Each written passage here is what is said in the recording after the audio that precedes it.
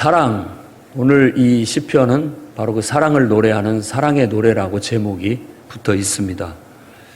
그래서 이 자세히 보면 왕, 그리고 왕후 딸 이렇게 나와서 신랑을 굉장히 이렇게 칭찬하고 아름답게 묘사하고 또 신부에 대해서도 노래하고 이렇게 묘사하고 함께 왕궁에 이렇게 들어가는 모습을 연상해 볼 수가 있습니다.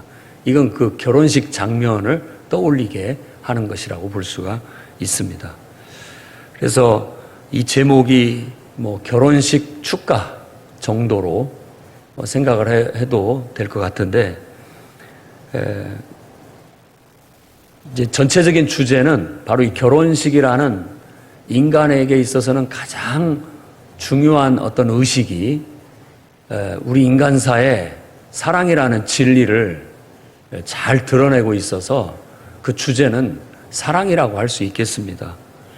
이 사랑이라는 건 인간의 근원적인 감정이라고도 할 수 있고 어떤 관계적인 용어입니다. 그래서 인격적인 교제, 또 서로 간의 어떤 존귀함, 귀하게 여김, 여러 가지 감정들이 섞인 건데, 인간의 근원적인 감정이라고 모든 학자들이나 대부분의 사람들이 다 인정을 하는 것이 사랑이라는 것이 삶의 원동력이다라고 그렇게 여기기 때문에 그렇습니다. 그래서 고대 이제 그리스 철학에서도 에로스라고, 이 에로스가 보편적인 사랑을 지칭하는 용어였습니다. 그것은 이제 육체적인 사랑뿐만 아니라 진리 탐구에 대한 열정. 그래서 에로스 하면 열정이라고 생각을 해야 됩니다. 뭔가 막 불타오르는 그런 어떤 서로에 대한 감정이라든지 또 어떤 사물에 대한 감정, 진리 탐구에 대한 욕망, 이런 것들을 에로스라고 그렇게 얘기를 했죠. 근데 이제 이런 사랑이라는 용어가 그런 헬레니즘의 영향을 받고 또 기독교의 예수 그리스도를 통해서 우리에게 전해지는 사랑은 그런 세속적인 용어를 차용해 와가지고 더 큰 의미를 담아내게 되는 겁니다. 그래서 성경에서 말하는 사랑은 본질적으로 하나님을 사랑이라고 합니다. 하나님의 창조, 하나님의 심판, 하나님의 구원, 이 모든 행위가 사랑이라고 하는 거예요. 우리는 그 에로스적인 사랑은 뭔가 막 심장이 벌컥벌컥 뛰고, 우리 한자의 사랑 애자라는 것도 심장을 이렇게 손에 든 모양을 형상화한 그림이라고 해요.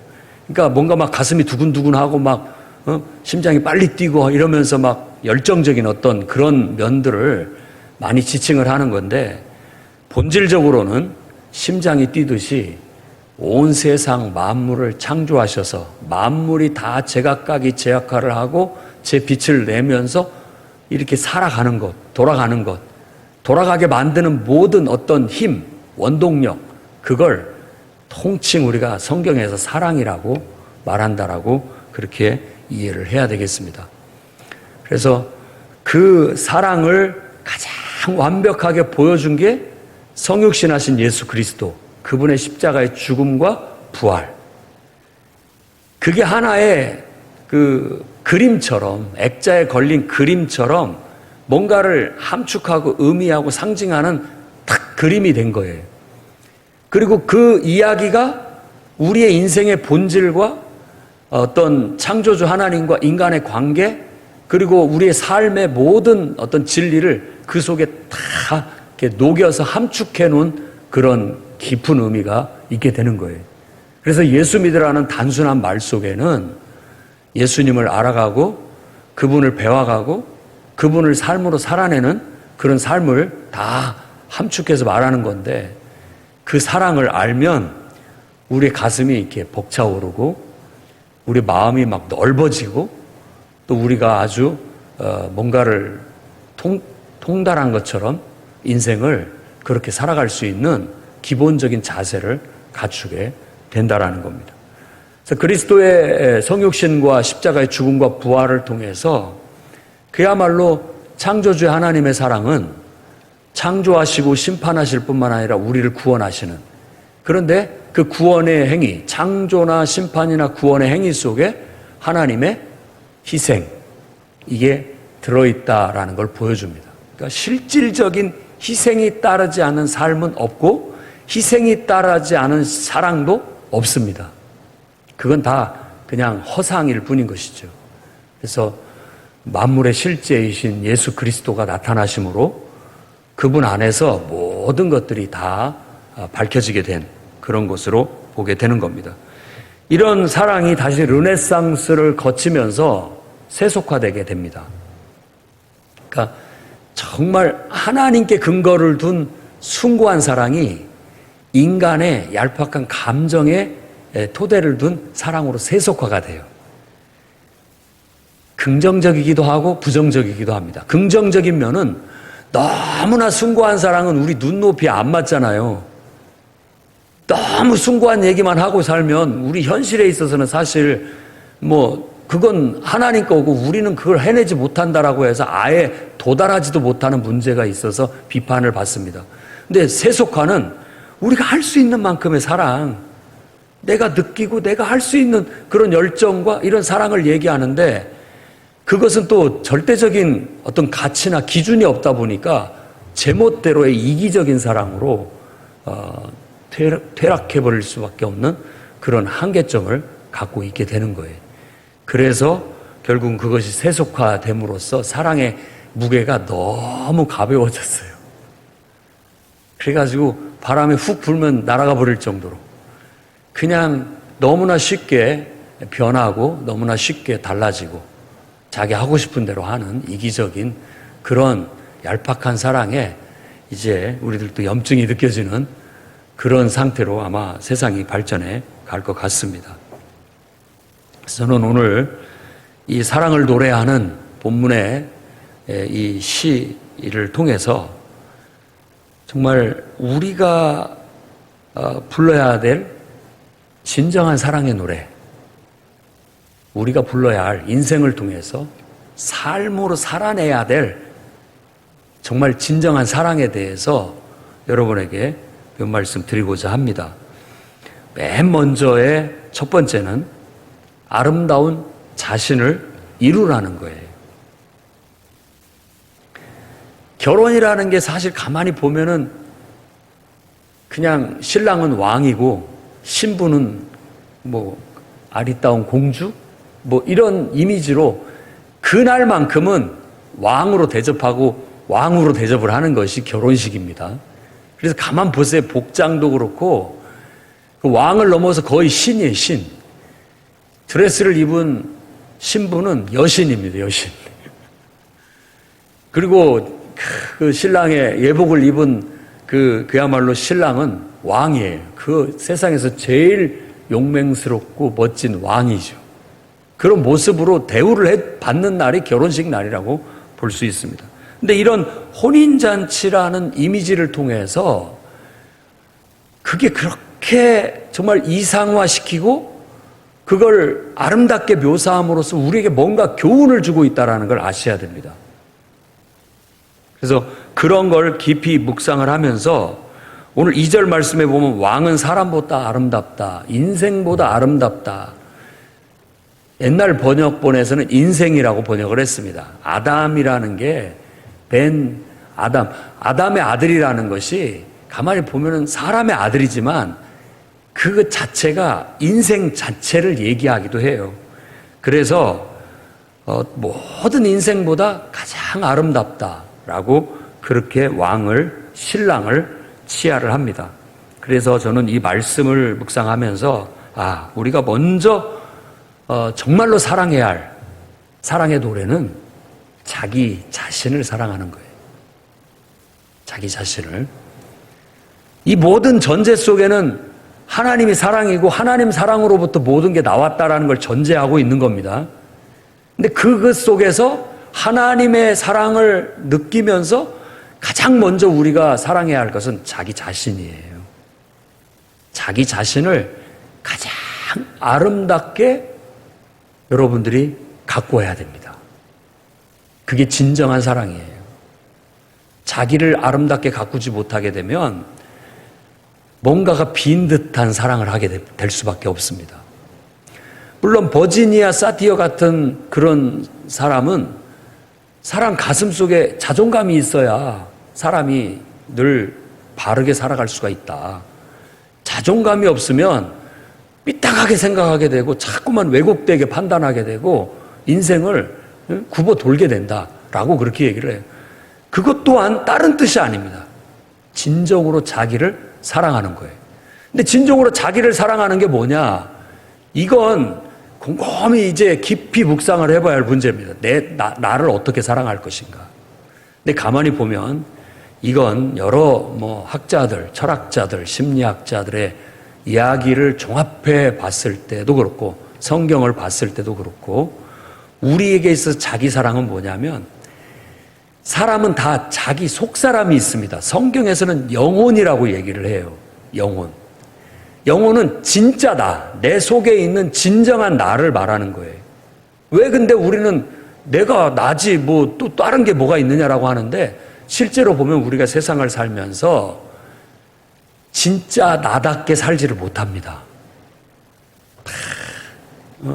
나는 아닌데 이 세상이 나에게 씌워준 어떤 그 페르소나, 그러니까 가면, 어떤 틀, 그것 속에 살아가고 있어요. 여러분들도 엄마 아빠의 가면을 쓰고 그 역할을 하고 살아가고 있습니다. 때로는 어떤 연인의 가면이 될 수도 있고 친구의 가면이 될 수도 있고 다 그 나름대로 역할과 어떤 것들이 부여되어 있어서 나답지를 못해요.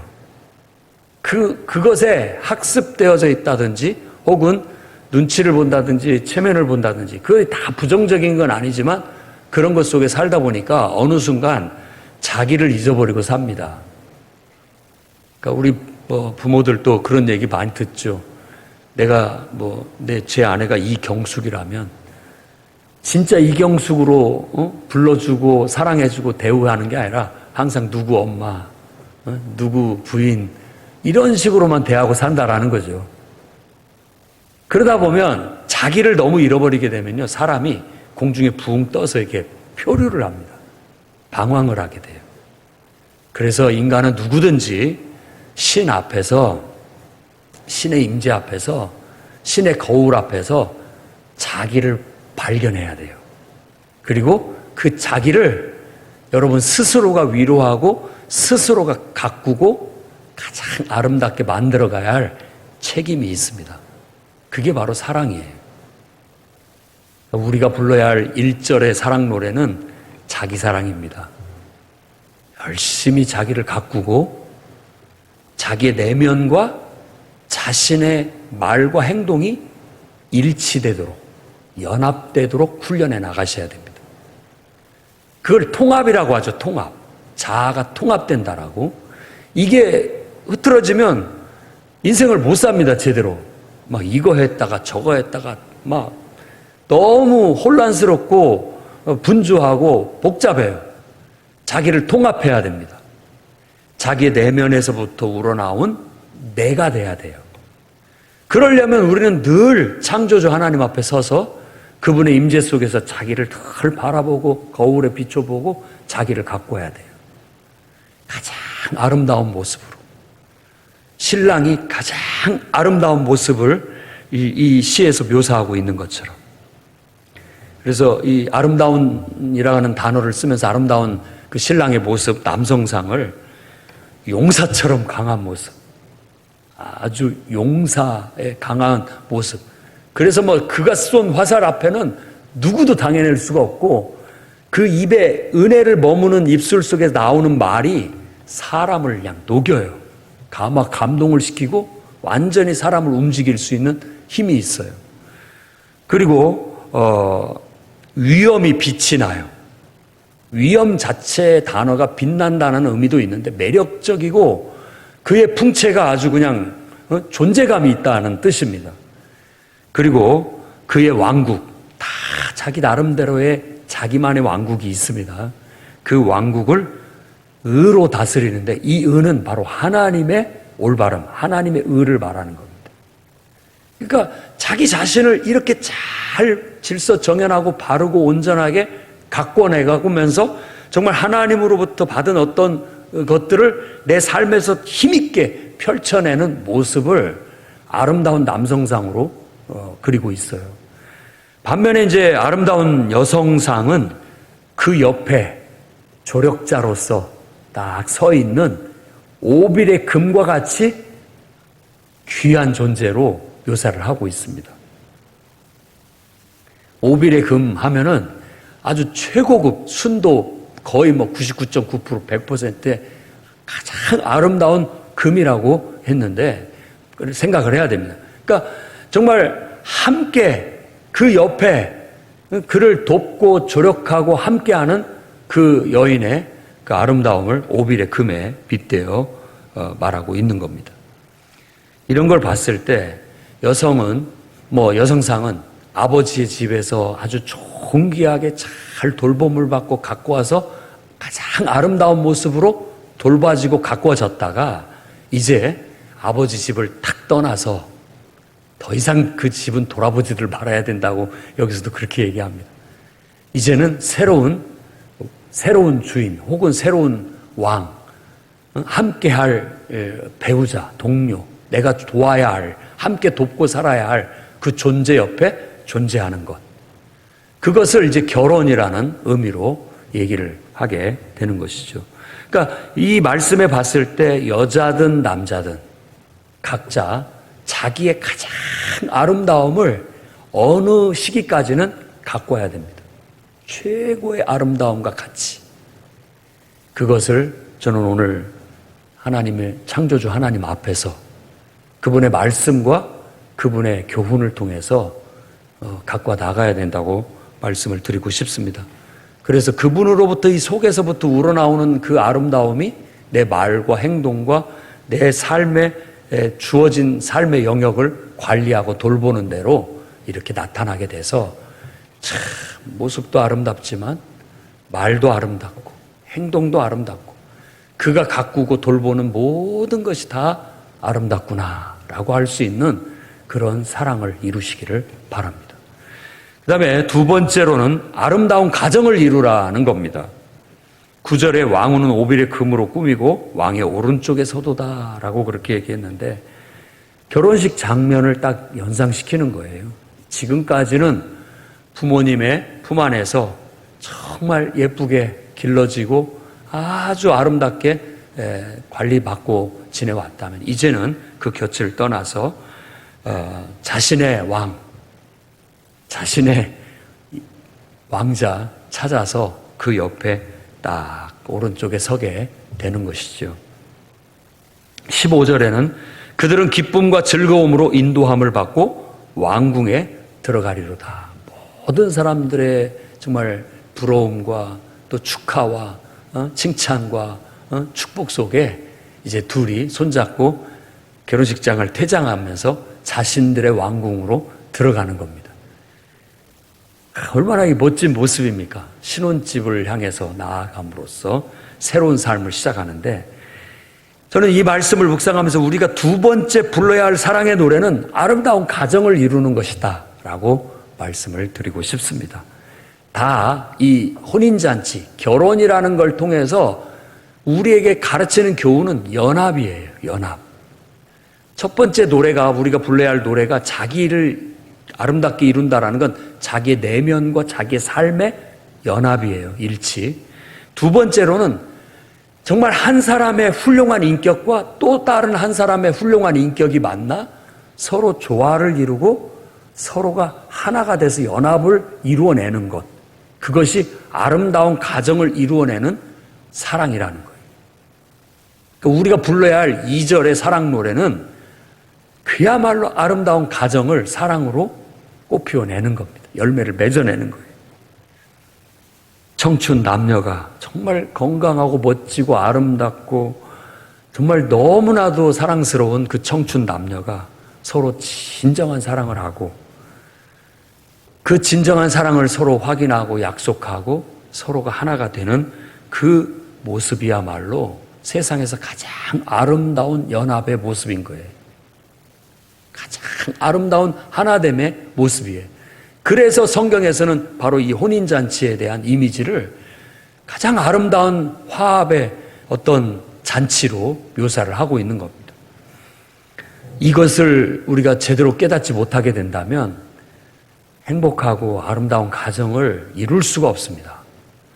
진정한 사랑, 진실한 사랑을 터득하지 못하면 정말로 행복한 가정을 이루기가 어려워요. 진실한 사랑 깨닫기 바랍니다. 서로 연합을 이루는 거예요. 그래서 저도 이제 목회를 하다 보면 가끔 가다가 막 주로 여자분들이 찾아옵니다. 못 살겠다고. 남편 때문에. 그래가지고 이제 막 남편 욕을 막 많이 하는 편이에요. 뭐 이래서 못 살고 저래서 못 살고. 저도 이제 남자 입장에서 이렇게 듣고 있느라 하면 참 남자들이 참 불쌍하기도 하고 참 또 되게 미련하기도 하고 그런 게 느껴져요. 근데 제가 뭐 주의 종으로서 할 수 있는 말은 다른 게 아닙니다. 성경적으로 답변할 수밖에 없죠. 그러네요. 제가 들어봐도 참 부족한 점이 너무나 많네요. 이렇게 공감을 하면서 할 수 있는 말은 그렇게 부족한 인간이어서 지금 자매님을 도와주라고 붙여놓은 거 아니겠습니까? 라고 밖에 제가 말을 못합니다. 그러니까 자매님을 붙여서 그 부족함을 메꿔주라고. 그래서 서로 연합을 이루고 하나 될 수 있도록 한 건데 처음 연애할 때는 그렇게 살았어요. 그렇게 연애를 했단 말이에요. 부족함도 그냥 내가 다 메워주면 되니까 사랑했단 말이에요. 근데 결혼을 하고부터는 이게 좀 약간 이제 계산적이 되면서 이게 달라져요. 달라지면서 왜 이게 내가 해줄 것을 생각하지 않고 받을 것을 생각하는 거예요. 그래서 그 받을 것에 미달한 것을 계속 얘기를 하는 거예요. 모질라는 것을. 연애할 때 장점으로 보였던 것이 결혼을 하고 나면 다 단점으로 바뀌어요. 왜냐하면 모든 것은 그림자가 있기 마련입니다. 잘하는 것이 있으면 높으면 높을수록 그림자는 더 길어요. 더 커지게 되는 겁니다. 근데 그림자를 갖고 계속 얘기를 하면 평생 해결을 못하고 못 삽니다. 평행선을 갈 수밖에 없죠. 그런데 반대로 그래 저 부족한 인간을 하나님께서 나보고 돕고 살라고 붙여주셨구나. 이렇게 받아들이면 이게 아름다운 가정이 됩니다. 정말로 아름다운 가정이 돼요. 서로가 부족함을 메꿔주려고 사는 거예요. 성경에 배우자를 돕는 배필이라고 했지 도움을 받을 배필이라고 안 했단 말이에요. 내가 도움받기 위해서 결혼하는 게 아니라 그 영혼을 도와서 부족한 인격을 메꿔주기 위해서. 그래서 진정으로 서로 메꿔주다 보면 완벽한 인격을 하나됨을 이룰 수 있기 때문에 얼마나 감사합니까? 내 부족함을 메꿔주도록 하나님께서 배우자를 주셨다라는 게. 그 서로 간의 부족함을 서로 껴안고 하나가 돼서 완성을 시키고 그 완성된 아름다운 그 화합을 이뤄내면서 가정이라는 게 반석 위에 세워지고 그 가정의 토대 속에서 뭔가 창조주 하나님의 뜻과 섭리가 이루어져 가는 거예요. 결혼을 하는 거라든지 아름다운 가정을 이루는 것 자체가 하나님을 사랑하는 겁니다. 자기를 아름답게 가꾸고 이루어가는 것이 하나님을 사랑하는 거예요. 신앙하고 별개가 아닌 거예요. 그것 자체가 신앙생활인 것이죠. 아름다운 사랑을 하고 아름다운 결혼을 하고 아름다운 가정을 꾸어러 나가는 것이 곧 하나님을 예배하는 거고 섬기는 거예요. 꼭 그렇게 살아가시기를 바랍니다. 부족함을 탓하거나 그걸 물론 고칠 수 있으면 고치겠지만 어느 순간에는 보충을 해줘야 되는 거예요. 누군가 뭔가를 들고 가면서 자꾸 뭘 질질 끌고 가서 제대로 못 가고 있으면 얼른 가서 들어주는 게 내 할 일이죠. 아니 왜 그걸 그렇게 갖고 가냐고 뭐라고 할 게 아니라 대부분 우리들의 말이 그냥 어떤 것을 지적하고 평가하고 판단하기가 쉽고 도와주려는 그런 마음이 그런 어떤 실질적인 행동이 덜합니다. 실질적으로 도와주면서 더 잘할 수 있는 방법을 조언해 주는 것이 더 현명한 것이라고 생각돼요. 그래서 한 인격과 서로 다른 또 다른 한 인격이 어떻게 서로 만나서 진정한 사랑을 통해서 하나 될 수 있는가를 보여주는 게 아름다운 가정을 이루는 거예요. 우리가 열심히 불러야 할 사랑의 노래입니다. 여러분은 그 사랑의 노래를 지금 잘 부르고 계십니까? 아니면 엇박자가 나가지고 리듬이 안 맞아가지고 불쾌한 소리를 내고 있지는 않습니까? 혹은 또 협응이 잘 안 돼가지고 그냥 서로 불편하게 느끼면서 또 때로는 넘어지고 또 무릎팍이 깨지고 그러고 있는지도 모르겠습니다. 다시 한번 박자를 맞추십시오. 템포를 맞추고 서로 화합을 맞춰보십시오. 잘만 맞아 떨어지면 기가 막힌 그런 사랑을 경험하게 될 것이고 기가 막힌 그런 데서 은혜를 받고 충족감이 느껴지고 행복을 만끽할 수 있고 여러분의 가정이 아름다워질 겁니다. 그 속에서 하나님이 주시는 결실인 자녀들이 자라는 거예요. 그러면서 뭔가 모를 우리가 아무 생각 없이 결혼을 했지만 그 이상의 축복을 그 아름다운 가정을 통해서 우리는 경험하게 됩니다. 받게 되는 거예요. 잊지 마시고 여러분들이 불러야 할 사랑의 노래 2절 아름다운 가정을 이루는 그런 노래를 오늘도 충실히 불러 나가시기를 바랍니다. 세 번째로는 아름다운 천국을 이루라는 겁니다. 16절에 온 세계에 군왕을 삼으리로다. 이렇게 아름다운 가정을 이루고 이제 왕과 왕후가 탁 서서 정말 어떤 사랑으로 온 세상을 통치하고 다스린다라고 말하는데 이 말 속에는 사실 우리 인간의 그 어떤 존재도 이 구절을 감당할 수 없는 구절입니다. 이건 하나님만이 받으실 수 있는 찬양인 것이죠. 그래서 오늘 이 본 시를 왕을 메시아로 왕비를 신부인 하나님의 백성으로 해석할 수 있다라는 겁니다. 그래서 호세아서 같은 경우도 하나님과 하나님 백성의 사이를 연인 부부간의 관계로 설명을 하고 있죠. 나중에 우리가 하나님은 우리의 하나님이 되고 우리는 하나님의 백성이 된다라는 것도 마지막 날에 어린 양의 혼인잔치로 계시록에서는 묘사하고 있습니다.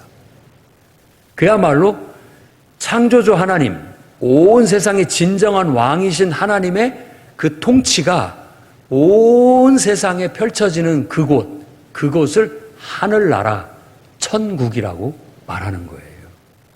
그러니까 우리가 불러야 할 사랑의 노래 3절은 천국 노래입니다. 천국을 이루는 거예요. 천국이라는 말은 여러분이 우리가 죽어서 가는 세상이라고 생각하지 마세요. 그건 우리 딸이 초등학생 때 하는 말이에요. 내가 너 예수 믿고 천국 가야지. 그랬더니 우리 딸이 하는 소리가 아빠 나보고 죽으라는 얘기야? 천국 간다는 거는 죽은 거와 이렇게 매치해가지고 그렇게 받아들여요.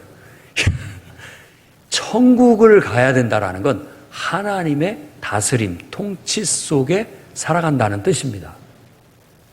하나님의 통치와 하나님 다스림 안에 내가 머문다는 뜻이에요.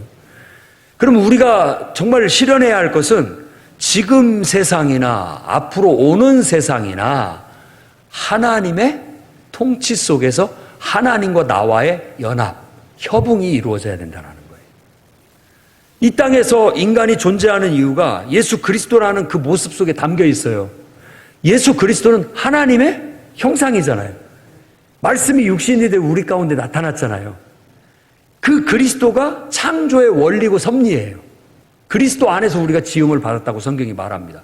그 말은 창조주 하나님이 하시고자 하시는 뜻과 계획에 따라서 내가 나타난 거고 그 창조주 하나님의 계획과 뜻에 따라서 내가 이 세상에 살아가는 거예요. 그 하나님의 뜻과 역사를 펼쳐나가는 것이 천국을 이루는 겁니다. 그래서 이제 거듭났다라고 한다면 최소한 청소년기와 청년기를 거쳤다면 우리는 창조주 하나님이 나를 이 땅에 보내신 사명이 있다라고 믿어야 됩니다. 그리고 그 사명의 깃발을 붙들고 그거 흔들면서 사는 거예요. 그것이 바로 천국을 이루는 삶입니다. 그러니까 우리가 불러야 할 사랑의 노래 3절인 것이죠. 여러분이 가는 곳에 하나님의 임재가 있고 그곳에 어둠이 물러가고 하나님의 빛이 비춰 정말 다툼과 분열과 모든 부정적인 요소들이 싹 사라지면서 정의가 바로 서고 사랑이 실천되고 모든 사람들이 더불어 행복하게 살 수 있는 그런 세계로 바뀌어가는 것, 그게 바로 천국을 이루는 삶이라 할 수 있습니다. 내 내면부터 내가 이룬 내 가정부터 내가 다니는 직장이나 내가 이끌고 있는 사업장부터 내가 영향력을 미칠 수 있는 모든 삶의 영역 속에 주의 이름을 부른다는 것은 천국을 끌어당겨 하나님의 은혜로 이 땅이, 내가 있는 이곳이 다스려질 수 있도록 하나님의 은혜가 임하고 하나님의 축복이 임해서 평화롭고 행복하고 모든 게 번성하고 잘 될 수 있도록 만들어가는 게 천국을 이루는 겁니다. 여러분의 신앙을 통해서 이 사랑의 노래를 잘 부르고 계십니까? 여러분이 가는 곳에 미움, 다툼, 시기, 질투가 사라지고 진정한 평화, 기쁨, 행복이 일어나고 있다면 여러분은 지금 사랑의 노래를 잘 부르고 있다고 볼 수 있겠습니다. 최후의 마지막에 가장 영광스럽게 이 사랑의 노래를 부를 때는 예수 그리스도의 재림과 그분 앞에서 우리가 함께 다 같이 만났을 때, 그때 어린 양의 혼인잔치에 우리는 이 사랑의 노래를 마지막으로 부르게 될 겁니다. 그 날이 올 때까지 사랑의 노래 1절, 여러분 자신을 아름답게 이루어 나가는 것, 사랑의 노래 2절, 여러분들의 가정을 아름답게 이루어가는 것, 사랑 노래 3절, 정말 천국을 이 땅에서 아름답게 실현해 나가는 것, 이 노래를 충실하게 부르다가 마지막 날 함께 합창으로 이 아름다운 사랑의 노래를 예수 그리스도 앞에서 함께 부를 수 있기를 주의 이름으로 축원합니다. 기도하겠습니다. 거룩하신 주님,